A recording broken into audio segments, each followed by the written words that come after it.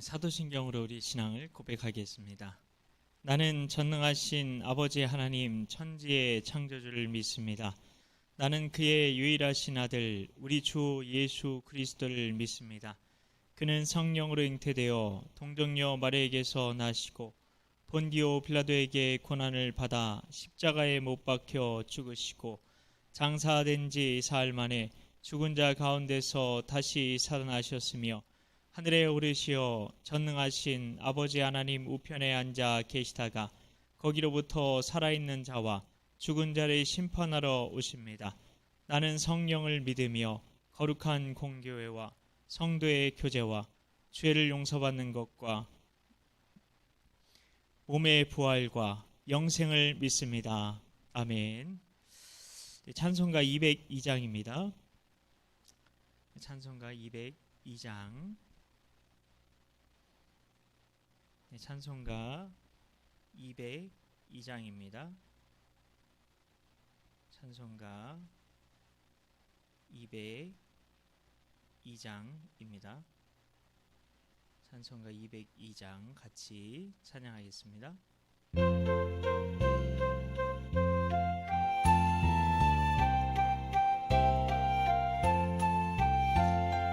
하나님 아버지 주신 책은 귀하고 중하신 말씀이세. 기쁘고 반가운 말씀 중에 날 사랑한단 말 참 좋도다. 주께서 나를 사랑하니 즐겁고도 즐겁도다. 주께서 나를 사랑하니 나는 참 기쁘다. 굿속의 은혜를 저버리고 어긋난 딴 길로 가다가도 예수의 사랑만 생각하면 곧 다시 예수께 돌아오리. 주께서 나를 사랑하니 즐겁고도 즐겁도다. 주께서 나를 사랑하니 나는 참 기쁘다. 구주의 영광을 바라보며 예수의 이름을 찬양하리. 영원히 찬양할 나의 노래 예수의 이름이 귀하도다. 주께서 나를 사랑하니 즐겁고도 즐겁도다. 주께서 나를 사랑하니 나는 참 기쁘다.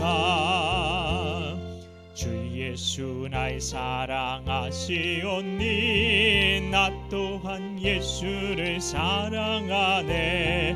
날 구원하시려 내려오사 십자가 위에서 죽으셨네.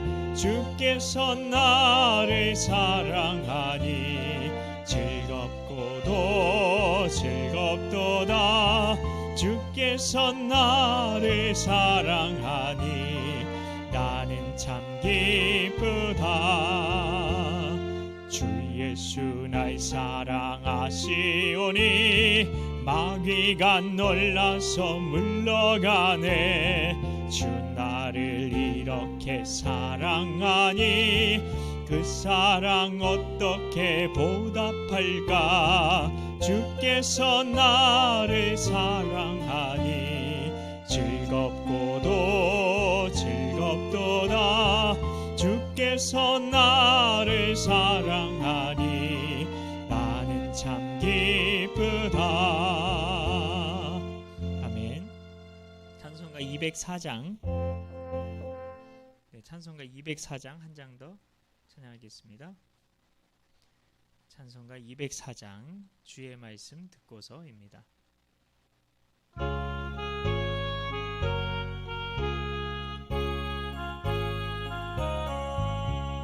주의 말씀 듣고서 준행하는 자는 반석 위에 터닫고 집을 지음 같아.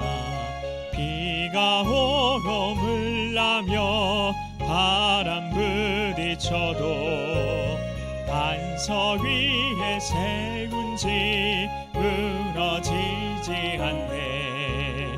잘 짓고 잘 짓세 우리 집 잘 짓세.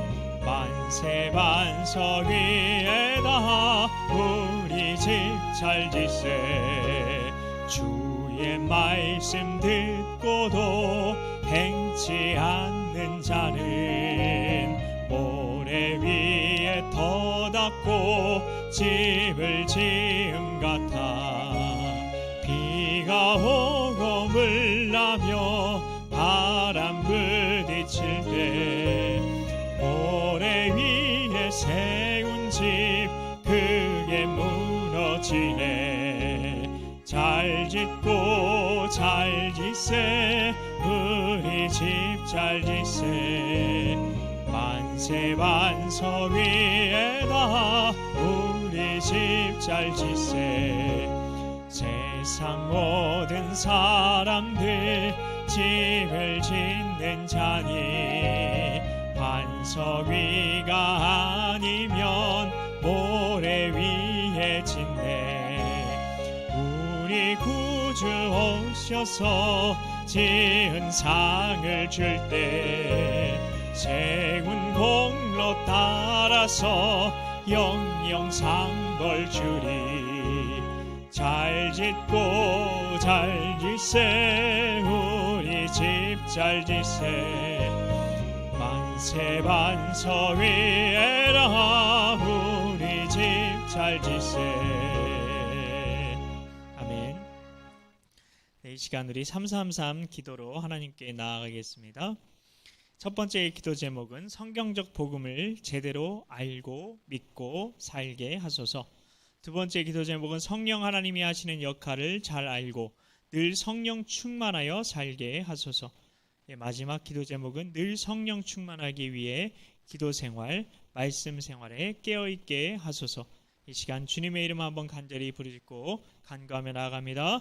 주여, 하나님 감사합니다.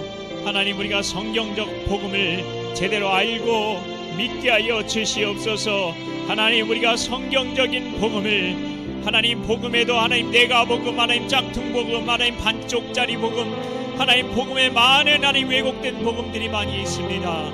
하나님 성경적 복음을 먼저 우리가 알고 믿게 하여 주시옵소서. 제대로 알아야 제대로 믿을 수 있는 것입니다. 그리고 제대로 믿어야 제대로 살 수 있는 것입니다. 하나님, 우리가 성경적 복음을 제대로 알고 믿고 살게 하여 주시옵소서. 하나님, 연이어서 기도합니다.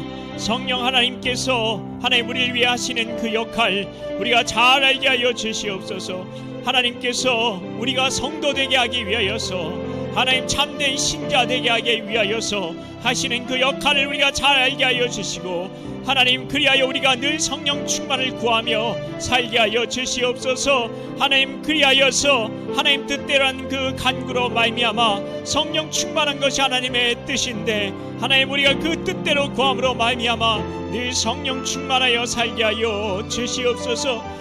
하나님, 우리가 성령 충만하기 위해 무엇을 해야 하겠습니까? 늘 성령 충만하기 위하여서 하나님 말씀에 기록된 대로 기도 생활 잘하게 하여 주시옵소서. 말씀 생활 잘하게 하여 주시옵소서. 하나님, 이것이 깨어있는 신앙생활임을 알고 하나님 마지막 때에 하나님 잠자는 자가 되지 않기 위하여서, 깨어있는 자가 되기 위하여서 하나님 우리가 기도 생활, 말씀 생활에 늘 깨어 있을 수 있도록, 그리하여 늘 성령 충만하게 살 수 있도록 하나님 도와 주시옵소서. 믿고 감사드리오며 예수님의 이름으로 기도하옵나이다. 아멘. 네, 하나님 말씀은 열왕기상 12장 20절부터 27절까지의 말씀입니다. 열왕기상 12장 20절부터 27절까지의 말씀, 제가 가진 성경으로 구약 535쪽입니다. 구약 535쪽, 열왕기상 12장 20절부터 27절까지의 말씀. 다 찾으신 줄 알고 함께 한 목소리로 봉독하겠습니다. 온 이스라엘이 여로보암이 돌아왔다함을 듣고 사람을 보내 그를 공회로 청하여 온 이스라엘의 왕으로 삼았으니 유다 지파 외에는 다윗의 집을 따르는 자가 없으니라. 르호보암이 예루살렘에 이르러 유다 온 족속과 베냐민 지파를 모으니 택한 용사가 18만 명이라. 이스라엘 족속과 싸워 나라를 회복하여 솔로몬의 아들 르호보암에게 돌리려 하더니 하나님의 말씀이 하나님의 사람 스마야에게 임하여 이르시되 솔로몬의 아들 유다 왕 르호보암과 유다와 베냐민 온 족속과 또 그 남은 백성에게 말하여 이르기를 여호와의 말씀이 너희는 올라가지 말라. 너희 형제 이스라엘 자손과 싸우지 말고 각기 집으로 돌아가라. 이 일이 나로 말미암아 난 것이라 하셨다 하라 하신지라. 그들이 여호와의 말씀을 듣고 그 말씀을 따라 돌아갔더라. 여로보암이 에브라임 산지에 세겜을 건축하고 거기서 살며 또 거기서 나가서 분회를 건축하고 그의 마음에 스스로 이르기를 나라가 이제 다윗의 집으로 돌아가리로다. 만일 이 백성이 예루살렘에 있는 여호와의 성전에 제사를 드리고자 하여 올라가면 이 백성의 마음이 유다 왕된 그들의 주 르호보암에게로 돌아가서 나를 죽이고 유다의 왕 르호보암에게로 돌아가리로다 하고. 아멘. 주님의 은혜와 평강이 이 추운 날씨에도 불구하고 수요 오전 예배 자리에 나오신 성도님들에게 가득하시길 축복합니다. 지난 시간 르호보암과 여로보암 사이에 세겜 회담이 결렬된 이야기를 나누었는데요.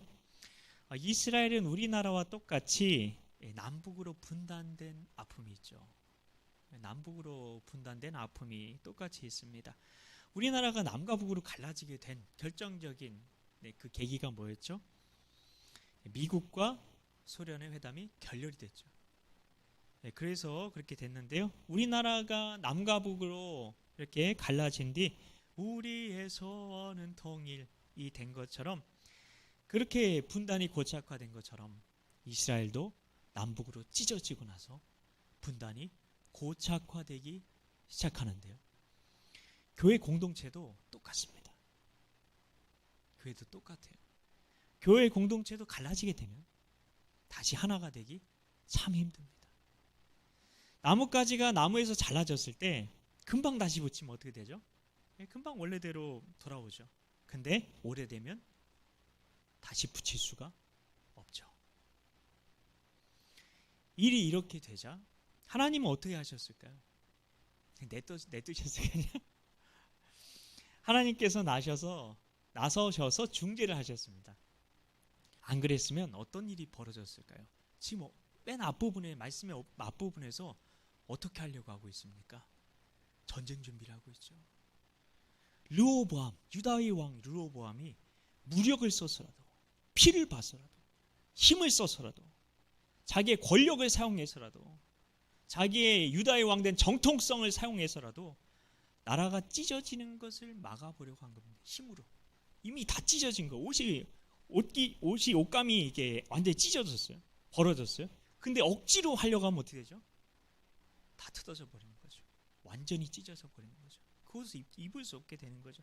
지금 그렇게 하려고 하고 있는 거예요. 이 모습을 보고 하나님께서는 여로보암이 아니라 열 나라를 띄어 가져간, 어떻게 보면 그놈이 나쁜 놈들인데, 그놈이 아니라 르호보암을 막으셨어요. 왜요?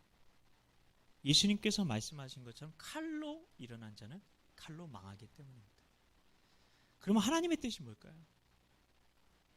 하나님께서는 남북이 완전히 갈라진 채, 이스라엘이 남북이 완전히 갈라진 채로 그냥 끝나버리길 바라셨을까요? 아니면 남유다가 이제 정신 차리고 다시 하나님 잘 믿어서 이스라엘이 하나님 나라가 되고, 그리고 남유다가 북이스라엘을 다시 붙이는 접착제가 되길 원하셨을까? 뻔한 거죠. 답은 분명합니다.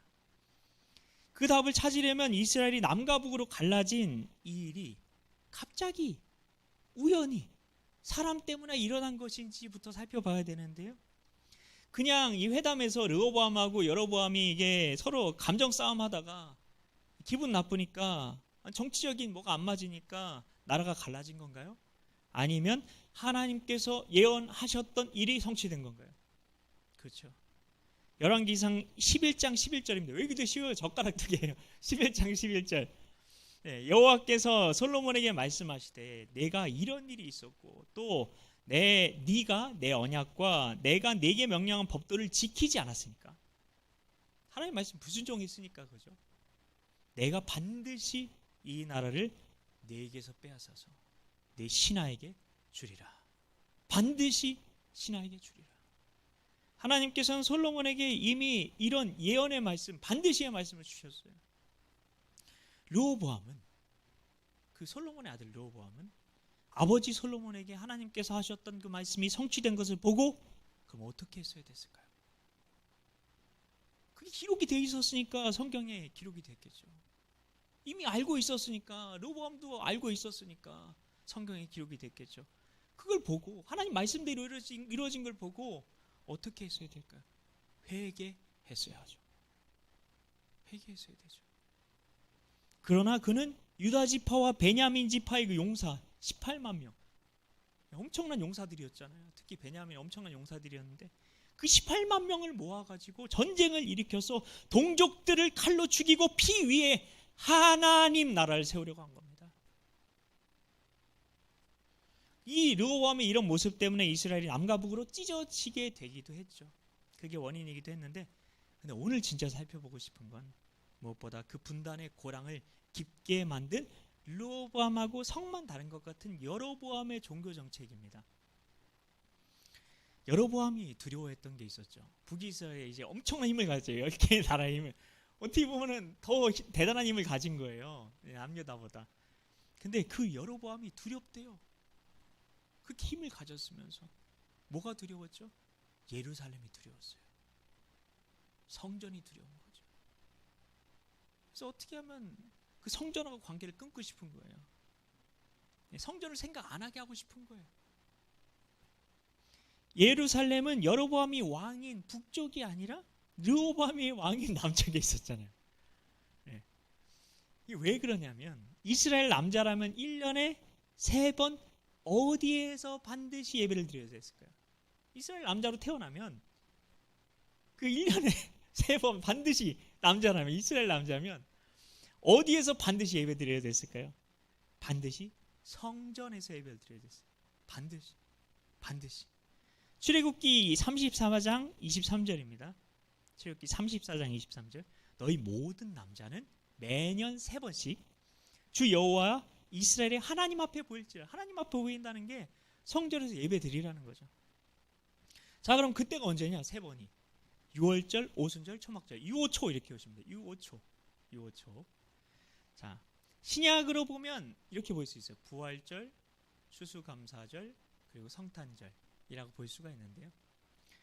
그렇게 생각하시면 돼요. 딱 이게 맞는 건 아닌데 어쨌든 그렇긴 한데, 그러면 이 교회 다니는, 솔직히 이 교회 등록된 성도님들은 잘 못 나와도 그 세 절기라도 나와야 되는 거 아닌가요? 하나님의 백성이면. 그래서 이 절기에 사람들이 예루살렘에 내려갔다가 자기에게서 마음이 떠날까봐, 배신할까봐 무서웠던 거죠. 정치적으로는 남과 북이 나눠졌어요. 근데 신앙적으로는 예루살렘이 이스라엘에게 영향을 갖고 있는 한 여로보암은 안심할 수 없었던 거예요. 어떻게든 성전하고 백성들 끊어놔야 돼. 성전이 아무것도 아닌 것처럼. 여로보암이 여기서부터 하나님과 엇박자가 나기 시작하는데요. 하나님께서는 여로보암에게 분명히 뭐라고 얘기하셨죠? 네가 왕위 지키려면 네가 해야 될 일이 한 가지 있어. 알려줬잖아요. 왕위 지키려면 이렇게 하라고. 근데 왜 성전하고 관계를 끊어내려고 해요, 자꾸? 열왕기상 11장 38절입니다. 이게 여로보암에게 하나님이 주는 말씀이에요. 네가, 원래 네가인데 네가로 해야 좀 이게 마음에 다 와닿더라고요. 네가 만일 내가 명령한 모든 일에 순종하고 내 길로 행하며 내 눈에 합당한 일을 하며 내 종 다윗이 행함같이 내 율례와 명령을 지키면, 즉 하나님 말씀에 순종하면이죠. 그러면 어떻게 한다고요? 내가 너와 함께 있어서 내가 다윗을 세운 것 같이 너를 위하여 견고한 집을 세우고 이스라엘을 네게 주리라. 다 준다는 거예요. 이스라엘 전체를 준다는 거예요. 그는 근데 여로보암은 왕의 자리를 다시 르호보암에게 빼앗기고 싶지 않은 거예요. 내 거다. 이 왕의 자리 내 거다. 그래서 어느덧 그의 마음에 욕심이 들어와 버렸네요. 근데 성경에 보면 욕심이 잉태한 지 죄를 낳고, 욕심이 모든 거의 원인이잖아요. 그 욕심으로 하나님 나라 지킬 수 있는 걸까요? 하나님 나라인 이스라엘 왕 누가 세우는 거죠? 누가 그 자리 지켜주는 거죠? 하나님이죠. 사울 왕을 보세요. 자기 자리 지키려고 계속 그랬잖아요. 하나님이 다윗을 왕으로 세우신다고 하니까 어떻게 했어요? 어떻게든지 다윗을 죽이려고 했어요. 그리고 그 왕의 자리를 자기 힘으로 지켜보려고 악을 쓰고 아등바등하고 그렇게 해봤어요. 아등바등했어요. 그러나 그가 그 자리 지킬 수 있었나요? 아니죠. 비참한 최후를 맞이하고 말았던 것을 우린 기억합니다. 여로보암은 근데 약속까지 받았잖아요. 하나님의 입으로 내가 네 왕위를 견고하게 해줄 거야 말씀하지 않으셨나요? 하나님이 두말하시는 하나님이신가요? 성경은 하나님이 시건치 않으시는 하나님이라고 얘기하고 있어요. 시건이 뭐죠? 시건 한자로 한자인데요. 먹을 식 말씀 언. 말 그대로 말씀을 먹어치우는 거예요. 이게 뭔가요? 아, 내가 언제 그랬어요 하고 입 씻고 안 먹은 채 하는 게 시건입니다. 그래서 사전에는 시건의 뜻을 이렇게 말해요. 약속한 말을 지키지 않는 거. 약속한 말을 지키지 않는 거. 하나님이 이렇게 약속한 말을 지키지 않습니까? 그런 하나님입니까?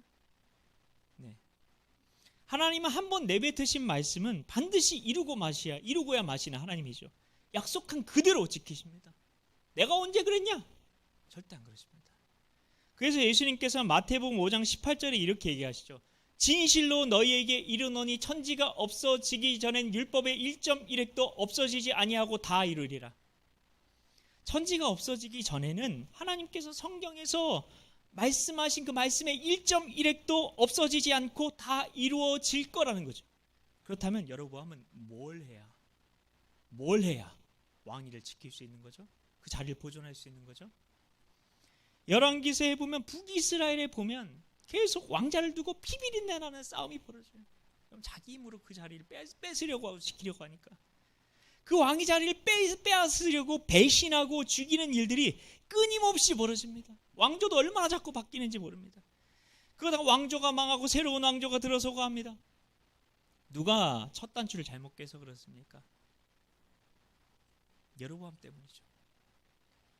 이런 왕좌의 싸움으로 왕위를 지킬 수 있는 게 아니죠. 절대 아니죠.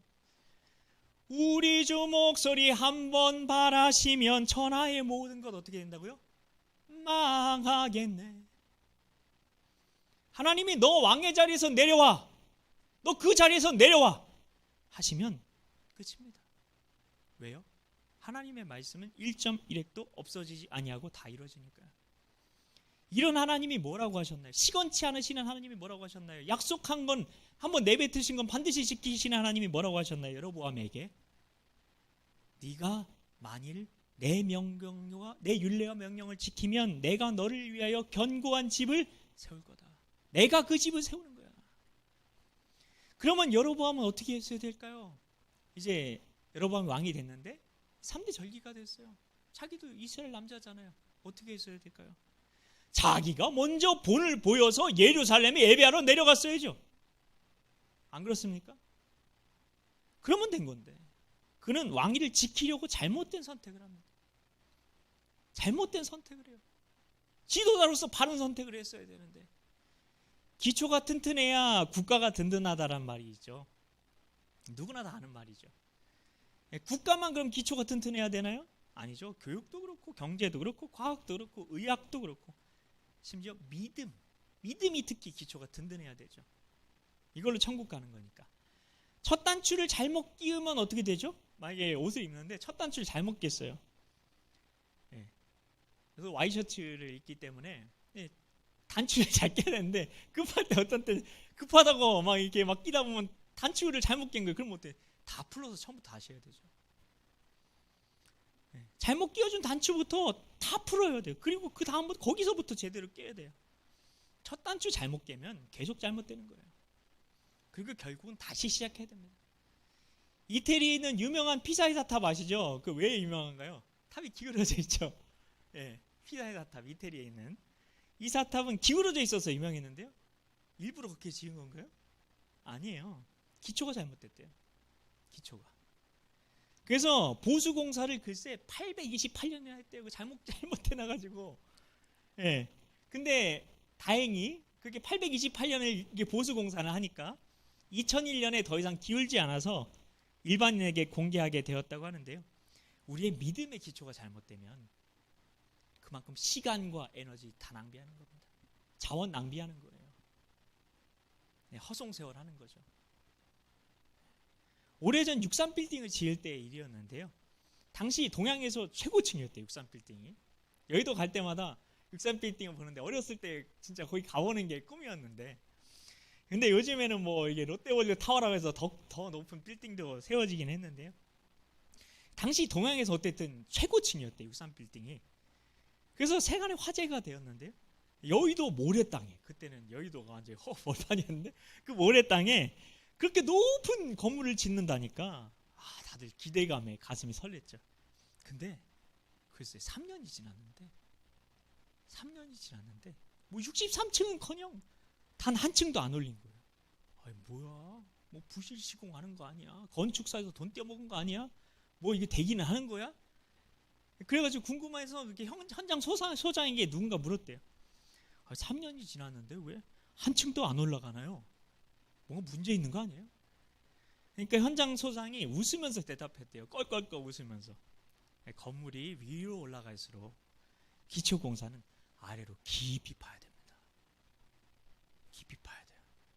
지금은 밑으로 파 내려가는 기초공사를 하는 중입니다. 했더랍니다. 겉으로 드러난 높은 건물을 세우기 위해서 우리는 겉으로 높은 그런 성장, 외형 그런 것을 추구하는데, 근데 이렇게 올라가려면 보이지 않는 땅 속의 기초공사부터 제대로 돼야 되는 겁니다. 이 세상 모든 게 다 기초가 중요하죠. 근데 가장 중요한 게 뭔가요? 신앙이죠.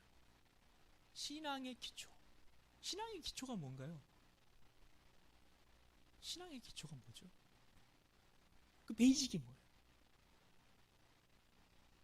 신앙이야말로 기초가 잘 되어 있어야 되는데요. 왜냐하면 요한 3서 2절 말씀, 우리가 너무나 좋아하는 말씀이죠.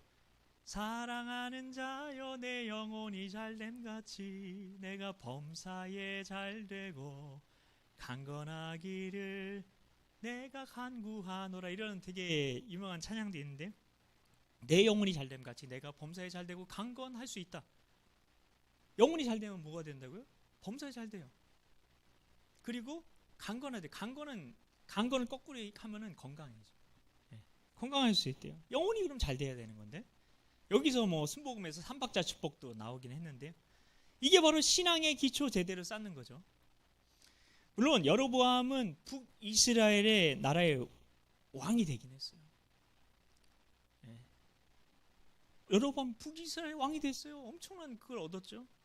12개 지파 중에 10개 지파의 그 넓은 땅의 통치자가 된 거죠. 그 엄청난 힘을 얻었어요. 그래서 정말 많은 걸 가진 것 같았어요. 그러나 그는 신앙의 기초를 제대로 쌓는 것에 완전히 실패합니다. 그러자 모든 게 무너지게 됩니다. 완전히 무너져요. 모래성 같은 거였어요. 신앙의 기초가 가장 중요하다는 거예요. 그러면 마지막으로 살펴보고 싶은 게 있는데, 성도인, 나한테 적용해야 되잖아요. 성도인 우리가 쌓아야 할 신앙의 기초가 무엇일까요? 디모데전서 4장 5절 말씀 꼭 외우세요. 4.5. 디모데전서 4.5. 디모데는 그 바울이 아들같이 생각했던 그 사람이었잖아요. 그 마지막으로 남겨준 편지 같은 게 디모데 전후서라고 생각하시면 되는데, 그 아들과 같은 디모데에게 남겨졌는데 4.5에서 남겨졌다. 4.5. 죽기 전에 5 이런 거를. 그래서 4.5 아주 중요한 겁니다. 뭘 어떻게 되어 있냐면, 하나님의 말씀과 기도로 거룩하여 짐이라. 이게 거룩함의 핵심이라는 거예요. 말씀과 기도입니다.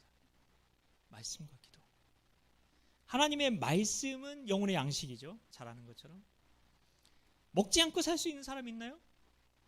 말씀 안 먹으면 영혼은 지금 굶주리고 있는 겁니다. 또 기도는 뭐라고 하죠? 영혼의 호흡. 먹지 않으면 당장 죽진 않죠. 근데 숨 쉬지 않으면 어떻게 되죠? 보통 사람은 3분도 버티지 못하고 죽게 됩니다. 말씀 읽어라, 기도해라, 너무 식상한 말씀 같죠? 그러나 분명 바울은 거룩해지는 게 말씀과 기도로 된다고 말합니다. 거룩이 뭡니까? 거룩이 뭐죠? 성도라는 한자가 거룩할 성, 무리도. 무리는 우리를 얘기하는 거죠. 즉 성도다워지는 게 거룩입니다. 성도다워지기 위해서는 말씀 생활, 기도 생활이 꼭 필요하다는 겁니다. 그러면 어떻게 말씀 생활, 기도 생활 할 수 있습니까? 1번, 집에서 한다. 2번, 예배 시간에 무조건 교회 나온다. 답은 2번입니다. 그렇습니다. 교회만 나오면 되잖아요. 생각해 보세요. 새벽에 나오면 새벽에 말씀 듣고 기도할 수 있죠. 수요예배 나오면 말씀 듣고 기도할 수 있죠. 주일에 나오면 말씀 듣고 기도할 수 있죠. 새벽에만 나오면 매일 할 수 있는 거예요. 그리고 수요일하고 주일에 나오면 특별하게 더 하는 거고. 그래서 예배 잘 참석해야 한다고 말하는 겁니다.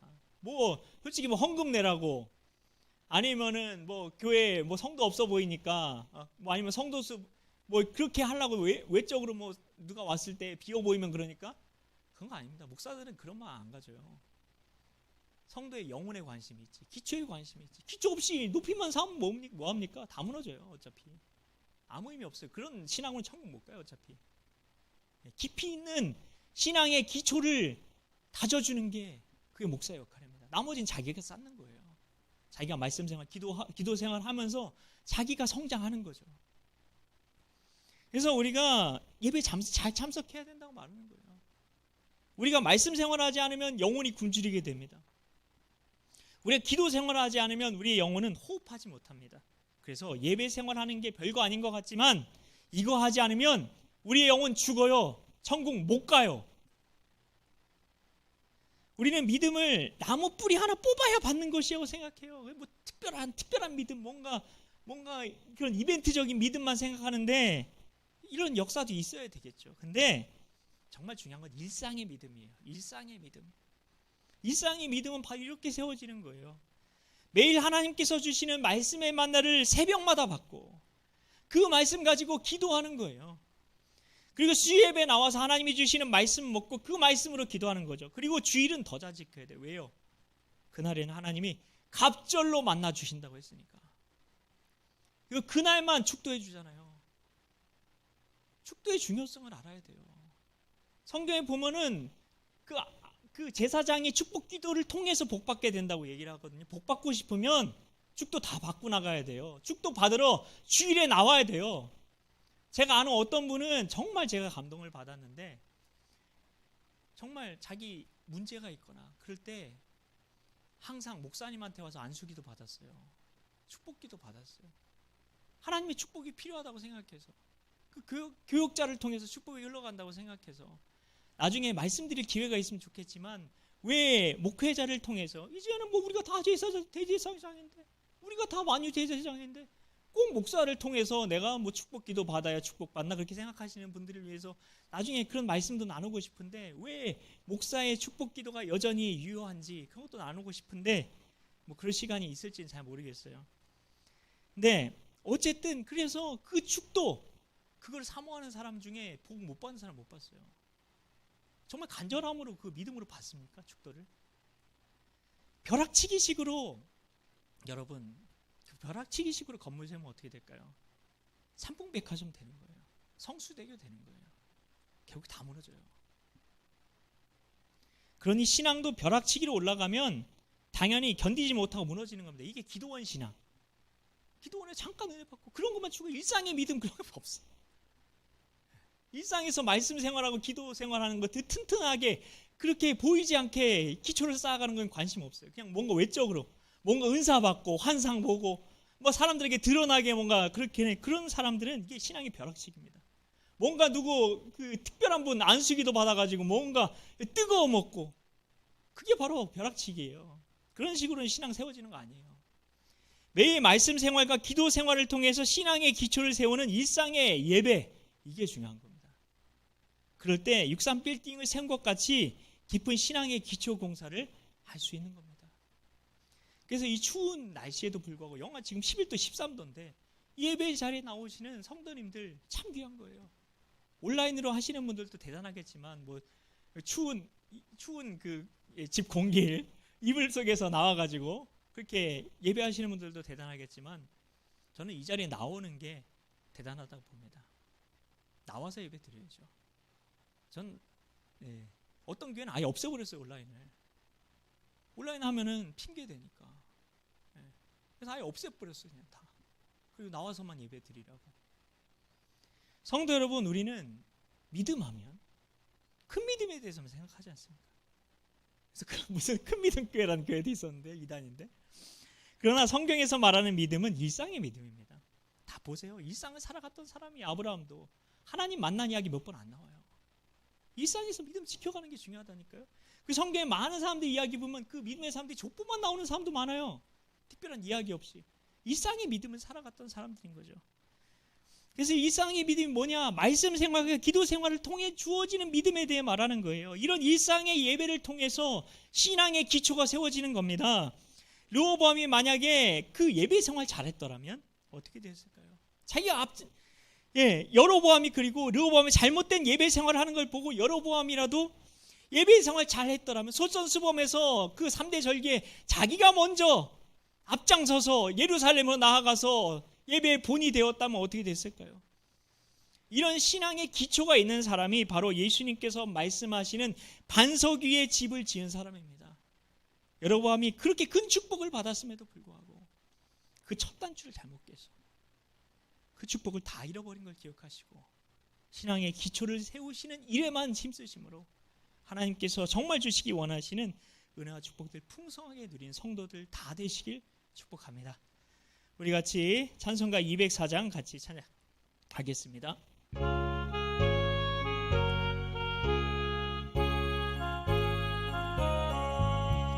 주의 말씀 듣고서 준행하는 자는 반석 위에 터닫고 집을 지음 같아 비가 오고 물나며 바람 부딪혀도 반석 위에 세운 집 무너지지 않네.